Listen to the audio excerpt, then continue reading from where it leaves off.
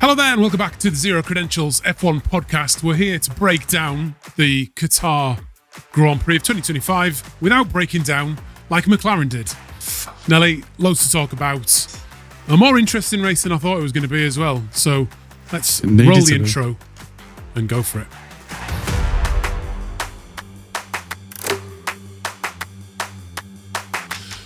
So, just one race left and the championship is still alive with 3 people still in contention to win the championship, which has not been the case, I don't think, for quite a long time. Arguably more alive than it should have been. Yes, indeed. I did hear the year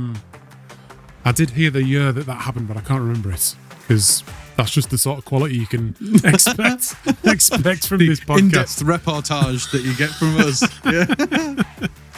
We couldn't be asked to do a cursory glance at some Google statistic. Let's kill the music because I want to get into it because there's a lot to talk about. Yeah, like I said, it was a more interesting race than I thought it was going to be. Although the sprint race, just very briefly, was the most boring race I've seen all year. Just terrible. I wanted to gouge my eyes out. Thank goodness we don't make videos about the sprint race just yet. It'd have been a very, very sorry picture. The highlights lasted for about 2 seconds. Yeah. But yeah, the main race was more exciting, mostly because of a lap 7 incident that saw Hülkenberg crash out of the race, who was on soft tyres along with Lewis Hamilton. Everybody else was on mediums. Take us into lap 7, mate. Well, lap 7, and bearing in mind lap 7 with mandated pit limits or tyre limits of 25 laps on a 57 lap race was the only and precise time that everyone could come in and then be sure to finish the race with one additional stop. Yeah. And it was literally the only time that could have occurred to the maximum duration. So everybody piled in on lap 7, with the exception of McLaren, or largely the exception of McLaren. I think one of was it Lance Stroll or somebody like that? Yeah, Ocon. I think Ocon stayed out already. Yeah, Ocon stayed out for a lap as well, didn't he? But of anyone that matters for the championship, yeah, Piastri and Norris stayed out, potentially speaking to a bit of papaya rules and trying to treat everybody the same, and in doing so, practically destroying Oscar's remainder of the season, because he's third favourite, isn't he, to do anything next week, and has done serious damage to Lando's final race as well. Yeah, I want to hear your views on this though, because you were up a height. You lamented the fact, and it was such an issue of self-harm. Most definitely. However, I've calmed down a little bit since, because the reality is that if Lando's still by far the favourite, I would suggest. He's still got a 12-point lead, I believe. And if he goes on to win it next week, then McLaren have had a really good year. Yeah. You know, they've won the Drivers' Championship and they've won the Constructors very early doors. They've had both their drivers who could have mathematically won the championship on the last race. If they go ahead and win it next week, they've had a pretty good season. However, because of their decision-making all through the season and fucking papaya rules, they're at risk of not winning it now. And Max, did you see him before the race being interviewed by Martin Brundle? I thought he'd been smoking a fat one behind the scenes, because I've never seen a guy so relaxed. It was crazy. He was so chilled out. It was just boss level, basically. Absolutely. And you put a comment that may not be appropriate for this, but it's essentially as relaxed as somebody about knowing they're going to commit a very heinous crime, and just being content with it and life. Yeah, it was like sort of the calmness that you get when you know exactly what you're about to do and you don't give a shit. Yeah, that's what it is. But he delivered it as well. He absolutely delivered it. Yeah. Nobody gave McLaren gave him an opportunity and he just took it, and he didn't give them a chance. I mean, Whilst the race was genuinely quite interesting, in terms of racing, it actually wasn't, because it was done and dusted from lap 7 onwards, pretty much. Yeah. But because of all the connotations and the tyre differences and the lap restriction for the tyres, there was a lot of things going on. I think I described it in the group chat afterwards as it was like the thinking man's Grand Prix. Yeah. Because there's so many tactics and so many things going on and trying to judge everybody's pace. But it was really, some 4D chess shit. It was we had to figure out what was going on. But really it was over.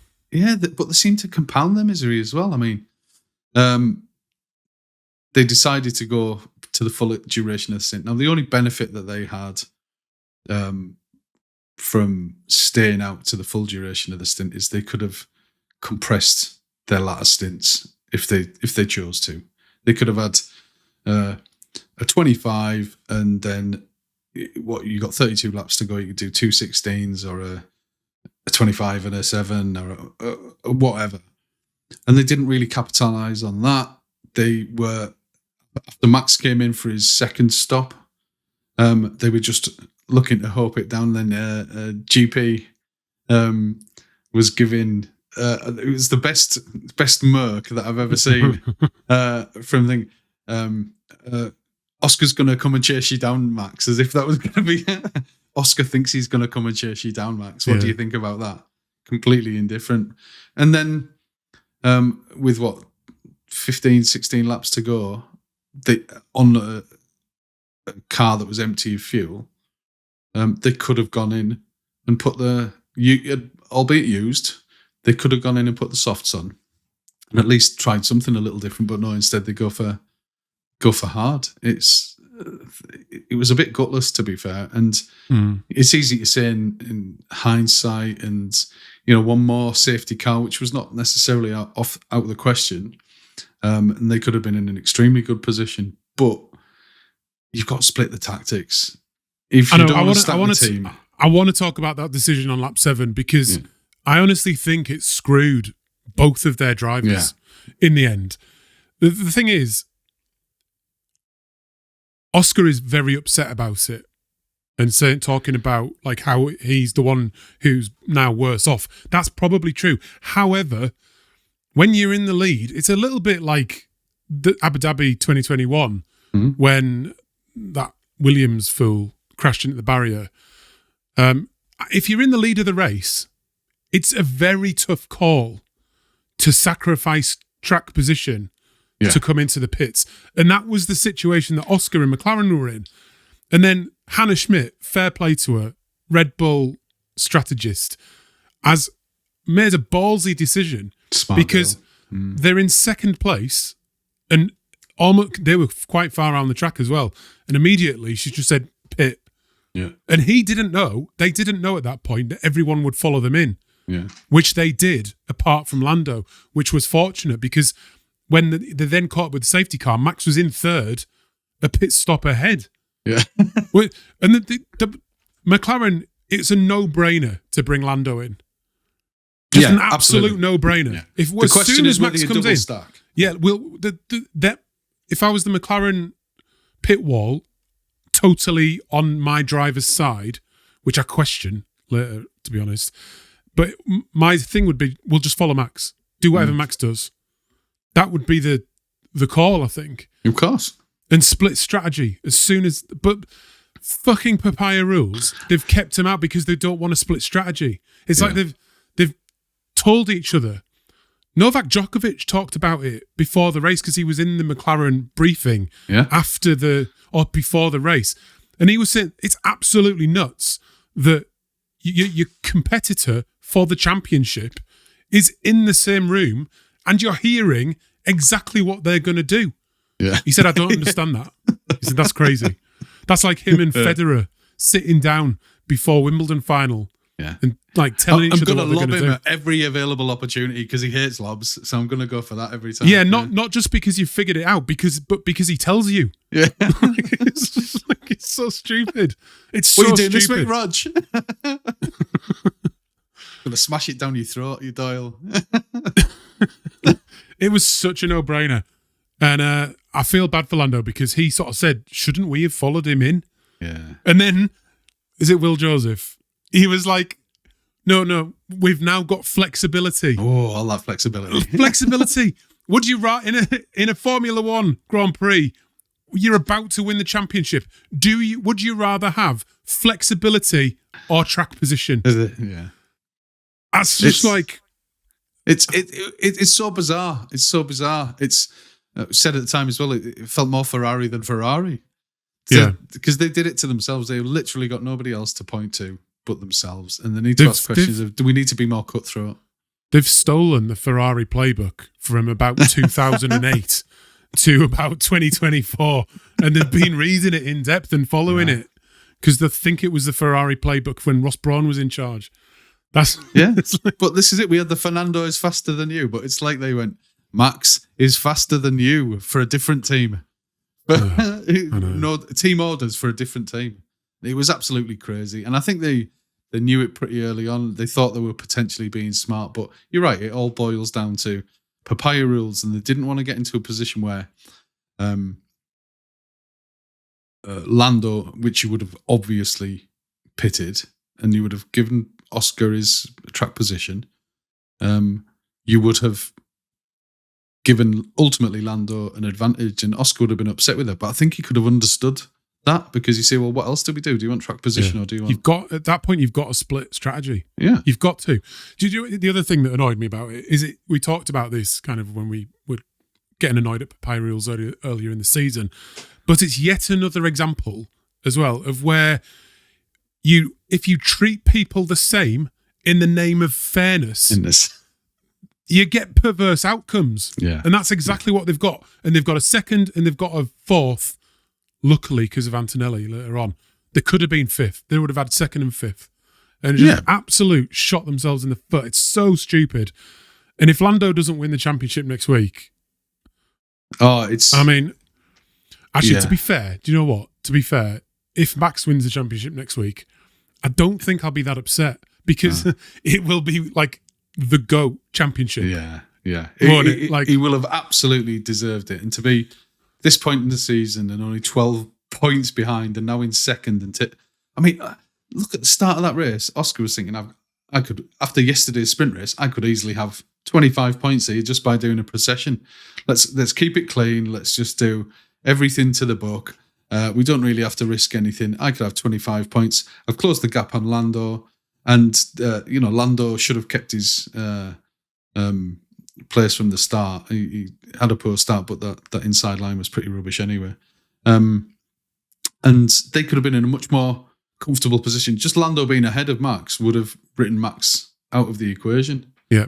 And now it's flipped completely on its head. And, Lando, 12 points should be comfortable. You'd like to think so, but to be fair, it's going to make it really exciting next week, because he can't afford a flat tyre. He can't afford absolutely anything, and he just needs to stay ahead of Max. But they still all need to be in the top 5 somewhere. I think Max certainly needs to win. So does Oscar.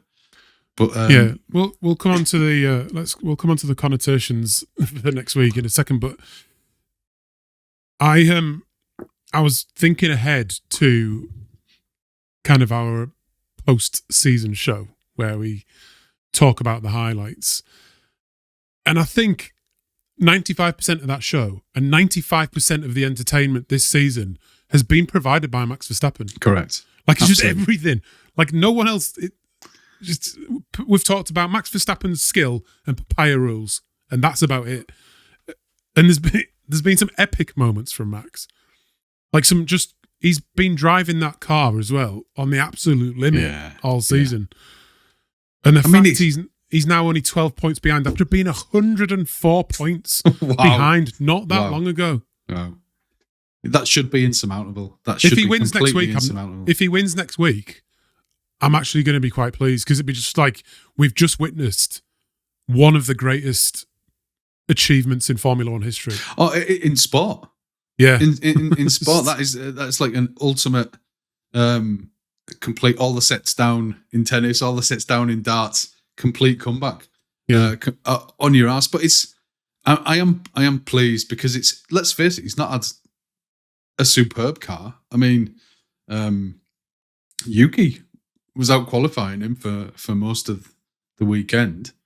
But when he sends it, it gets delivered. I mean, there are a few moments in the season, obviously, Canada, when Lando and Oscar came into contact. It just, anytime there was some entertainment from other teams, it seems a bit ham-fisted and clumsy.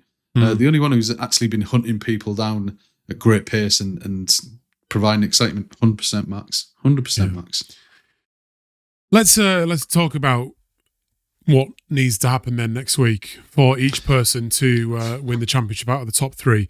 I would suggest that Piastri is probably he's third now, isn't he? He's in the worst position. Basically, if Lando comes third, he will win regardless of what the other two do. Yeah. That's enough points to secure the win.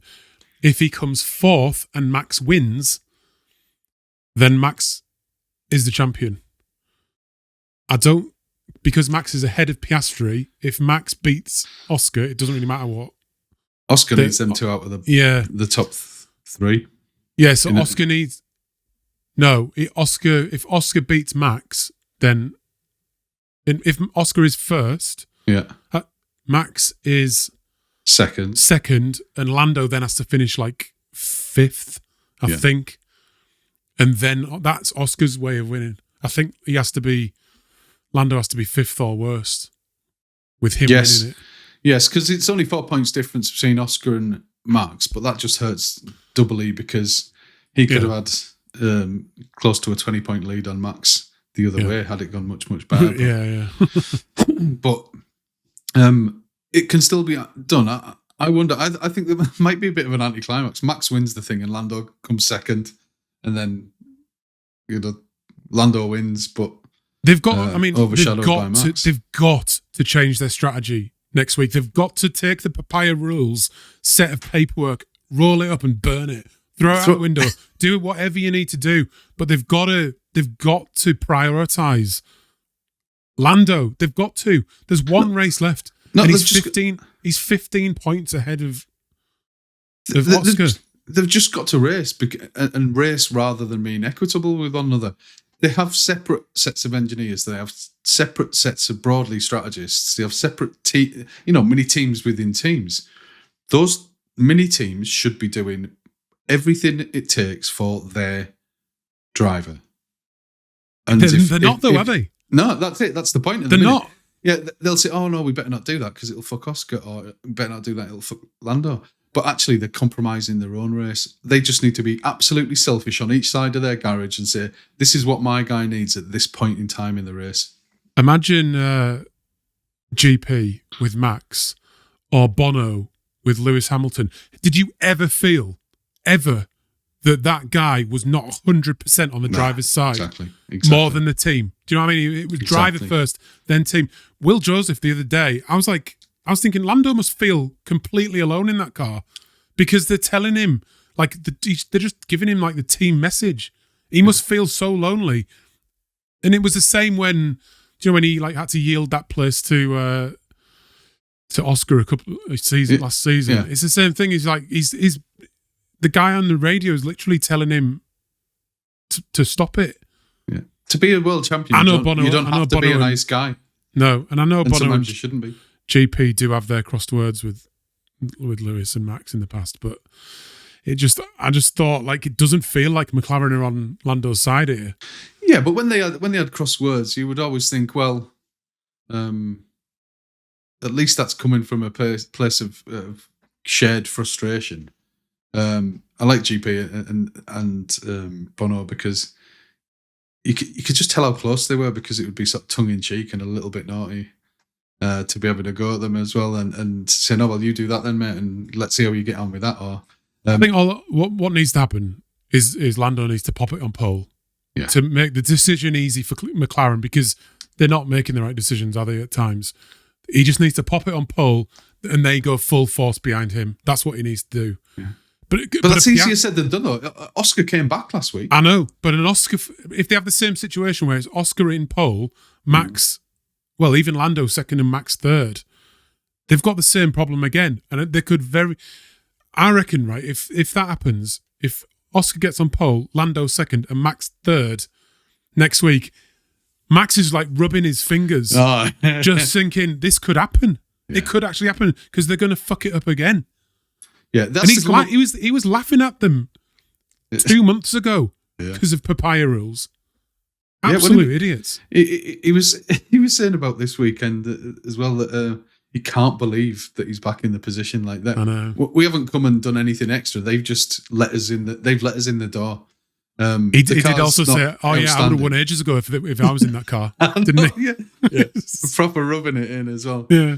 But what if there's a point in the race where it's, let's say, Oscar first, Max second, Lando third, and it got to the point where, let's say Max first, Oscar second, Lando third.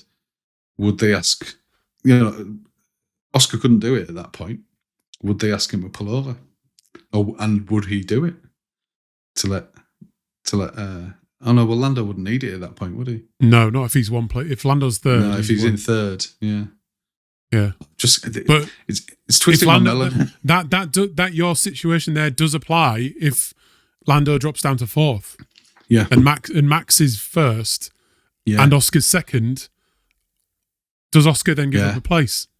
But he'd have to give up two because somebody would be in third as well. He'd have to let him through, wouldn't he? Yeah, he would. He'd have to let two people through. Yeah. Do you think he'd be in that mood? I'm not sure. I mean, I hope that situation doesn't happen. I hope Lando just goes and pops it on pole. I'm sure. I'd like to think Oscar would be big enough to do it, but then there'd be a bit of an asterisk against the title. Yeah, exactly. I don't. It'd be manufactured and confected rather than be who was the best driver on the day. But my word, it's all to play for now, isn't it? I mean, at least they've given us something to talk about, and I'm annoyed, but at least like I'm feeling something. I'm like, I felt nothing after the sprint race. I literally almost fell asleep. It was that bad. It was terrible. And it just that race and really the Grand Prix as well just confirms the ridiculous gaps we've got between the cars and because of these regulations and the dirty air. Did you hear George Russell actually in his interview? He was stuck behind, I think, an RB and couldn't get. And at times he was dropping out of the DRS because he could not keep in contact with the RB. I think it was anyway, it doesn't matter. Then Hadjar. It was Hadjar. Yeah, it was Hadjar. Then he got a puncture in front of George, and after that, George was 1 second a lap faster than he had been stuck behind him. It's like, how is that possible? How can you have a 1 second delta on the car in front of you and not be able to overtake it? These cars are so stupid. Well, this was the part of the regulation that was meant to be engineered out. Yeah, and I know. It lasted for about 3 weeks. We all got excited about porpoising at the time as the problem of the day, and then it's pretty much as you were. People found enough tweaks in the rear wing to settle it all down again. I saw a chart the other day that sort of compared the follow gaps and stuff, and it's now worse than it was in the sort of 2021 era of cars. No doubt, because you get into a position now where even in qualifying laps and you've got slower cars, even when they're getting out of the way, they'll say, well, they took the air off my front wing. They completely snookered me because they're relying on that downforce to be there, and they're having to shuffle around in a quali lap when they're seconds apart from each other. It's wrong. It kills a big part of the sport. We sort of danger when you look back at procession. it. Yeah. When you look back at it, it's the worst set of regulations I think we've ever had, because the porpoising for the first 2 seasons was just ridiculous. It looked so stupid, and then killed any potential in some really good cars as well. Yeah, and since they've sorted that out, they've not been able to follow. They've compromised an awful lot. It was just it was more as you say, the thinking man's race. It wasn't happening on the track; it was happening off the track. Yeah, overall, and yeah. Let's talk about something more positive, because everybody's favourite driver, Carlos Sainz, by right and by pure pace, got onto the podium in P3 again. He was fantastic. I'm over the moon for him. Like, I think I said it on the text that one of the big players again this season is Jimmy V. James Vowles, the boss of Williams. MVP. Yeah, MVP. I mean, definitely of team leader or team boss, I think. He's turned that place round, hasn't he? From 9th last year, they now have secured 5th place. That's incredible. And Carlos Sainz has had 2 podiums. He's had a second half of the season that has been phenomenal. However, you shouldn't let recency bias cause you to forget what Albon did in the first half of the season. Did he get 5th place like 3 times, I think? He did. They've obviously kind of switched round. They've struggled to get both cars performing at the same time, but they've had a good season. They've got that Mercedes engine next year, which is sounding like it's going to be in a sweet spot, the better one of the bunch. But yeah, it'll be interesting to see what they come up with. And it's I'm always delighted for Carlos because I just think he's a fantastic bloke, and I just really enjoy it when he's like your second favourite, isn't he? He's like your guy. If you want to support him, he's really, really good. But actually, I was thinking about this earlier today. At the end of last season, in terms of race results, and I might not have done it in points, but in terms of race results and podiums, would you have thought Carlos would be having the better season, or Lewis, when they swapped out of the Ferrari and into their respective new cars? And I wouldn't have thought Carlos would have had the better season than Lewis in almost any circumstance. I mean, Lewis is still ahead of him, isn't he, in the championship? But but in terms of podiums and such, and feeling good.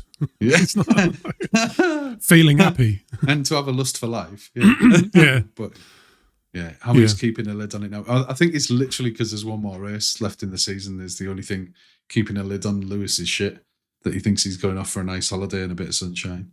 Yeah, neither. Yeah, I don't want to talk about next year's cars yet. We'll talk about that in the off season. Time for that. We do have another championship to discuss though before we bring this shit to a close, and that is our predictions championship. They were the predictions we made this week. If you're on the podcast, I'm not going to read it out. You can listen back to the last show or just check it out on YouTube. But it resulted in a 2-point victory for me because I picked Max for the race. That was the only points we scored this weekend. You get 2 points for a race win. And that puts White's on 28, me up from 18 to 20 points. And Nelly, you are still lingering down on 15 points. Now, if I go back to our predictions this week, it's not a sprint race next week. So there's only 1 point for pole, 2 for the race, that's 3, and then 4 more points for second, third, fourth, and fifth, which means there's only 7 points available, which means White's being 8 points ahead has won the championship. And with a race to go. Yeah, with a race. I thought it had gone down to the last week, but it hasn't. With one race to spare, White's, the producer in the back, has won the season. Nelly, can you show the good people? Show what he's won. Ooh. Yeah. Describe it for the podcast listeners. It's a solid gold figurine of a goat, but goat being the only reference to generally okay at, what was it, team sports or something like that. It was pretty useful. A tournament. Generally okay at a tournament. Acceptable. Well done. But this goes to the Whites. It's made of pure gold. Ping! Oh, it's so pretty. And this will be winging its way to our silent producer in the coming days. And to be fair, well deserved. He took an early lead. Sat Congratulations. And and this is what you get. What I can't quite figure out is that your strategy for the most of the season has been to go full Lando. His strategy has been to go full Max. Lando's ahead in the championship for real, but somehow Whites has won the tournament with a race to spare. I think that says more about me. Maybe in early parts of the season, I went full Lando. I only dropped the full Lando part when it cost me points significantly. I'd get a rush of blood and I'd go, oh, Oscar or a bit of Max. But no, I need to be more faithful and stick to my guns. But who knows next year? I have no idea. I'm disappointed. I thought I had an early lead in the season and it just ebbed away. He was like, I mean, he's a Max Verstappen fanboy, and he did a Max Verstappen on me. Just relentlessly chipped away, and then he got ahead, and he just disappeared into the distance. Yeah. Well, it's like with the scoreboard as well. I don't think you miscalculated. I think the FIA changed the rules at the final second, and then that forced you out, mate. But it's all to play for. This is a cyclical thing that will be returned to the winner every year.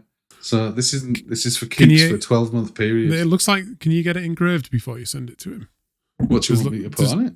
Well, just 3 sides in 2025 whites. Oh yeah, do you know what? I'm going to do that. You can do that yourself. You're a man of many skills. I'm a talented man. I'm gonna do that. I'm gonna need some alabaster or some. I mean, I think this is real ebony. It's forbidden these days. It is. It's forbidden these days. Rare African wood, topped with gold. Real gold. It's a heavy beast, but I'm a really strong guy. So there is one more thing I wanted to talk about on today's show to do with the race. Is that there was a comment as Antonelli struggled and lost his place to Lando, which made Lando go up into 4th position. Is that right? That's correct. GP, Max's race engineer, said it looked like Antonelli just pulled aside there and let him through. Now, my initial reaction was thinking, yeah, that is quite funny. But also, it was a little bit cheeky from Red Bull, from two teams Red Bull, to be even suggesting that another team could help you out. It was a little bit like, it had a little bit of the Felipe Massa whinginess about it as well. Yeah, they don't have the best record when it comes to sister team antics and all that sort of thing. It's not even a sister team. It's just, the guy had a moment. And it's to Lando's benefit significally, because that would have made it a lot sweatier for him this weekend. Yeah, he would have had to get 2nd place, I think. I did see that, this was on the BBC Mind, that... Fake news. that Antonelli had over 1,000 rude comments, some of which were death threats, which is obviously ridiculous. Yeah. But the BBC article was kind of suggesting, as they do, that it was GP's fault. Now, that is not GP's fault. That's just banter on the radio in the middle of a sporting match. To try and blame death threats because of something he said in that sense is just insane. That's lunatics on the internet causing that problem. That is not GP causing that. That's lunatics on the internet. I mean, they're absolute idiots. GP spoke in the moment, and he can't predict it.